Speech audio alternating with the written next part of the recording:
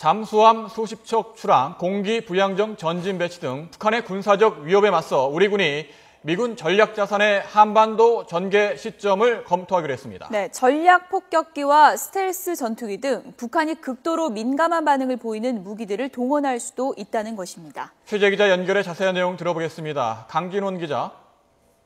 네, 국방부에 나와 있습니다. 네.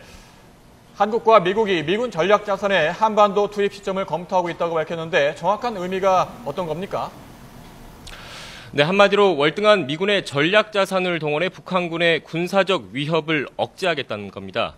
또 북한군이 추가 도발을 감행할 경우 철저히 응징하겠다는 의미도 담겼습니다.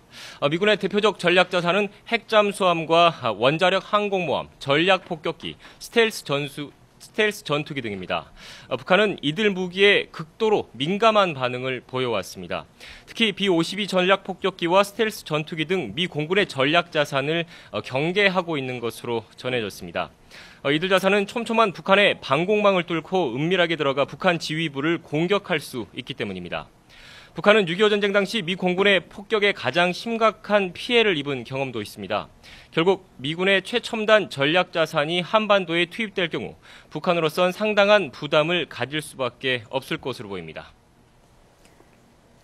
지금 군사적 긴장감을 높이는 요인 가운데 하나가 바로 북한군 잠수함 수십 척이 기지에서 나온 뒤 사라진 점인데요. 행적은 파악되고 있는 겁니까? 네, 북한 해역에서 목격된 일부 잠수함을 제외한 사라진 대부분의 잠수함의 정확한 행적은 아직 파악되지 않고 있습니다. 수중에서 은밀하게 작전을 펼치는 잠수함의 특성상 행방을 추적하는 게 쉽지 않은 것 같습니다. 북한 잠수함은 우리 해역에 몰래 침투해 선박이나 주요 시설물 등을 공격할 수 있어 군은 경계를 늦추지 않고 있습니다. 이에 따라 우리 군은 대잠 헬기 링스와 대잠 초계기인 P-3C의 정찰을 대폭 강화했습니다. 국산 어뢰 청상어를 탑재한 한국형 구축함과 초기함은 물론 정찰 위성 등 한미 연합 감시 자산을 총동원해 북한 잠수함을 추적하고 있습니다. 앞서 지난 21일 이후 북한군 잠수함 50여 척은 동해와 서해 기지에서 출항한 뒤 모습을 감췄습니다. 북한 잠수함 전력의 70%에 해당하는 규모입니다. 네, 조금 전에 국방부 브리핑을 들어보니까 대북 확성기 방송을 현재 불규칙적으로 하고 있고 앞으로도 계속하겠다 이런 입장을 밝혔는데 이 대북 확성기 피격 가능성 같은 전방 지역의 군사적 긴장도 여전하죠? 네, 그렇습니다. 북한군은 방사포와 장사정포 등 각종 재래식 무기들을 전선에 실전 배치한 상태입니다. 또 전선 지역에 있는 포병 전력은 2배로 늘렸습니다. 비무장지대 인근에 있는 76.2mm 평곡사포는 우리 대북 확성기 시설을 조준하고 있는 것으로 알려졌습니다.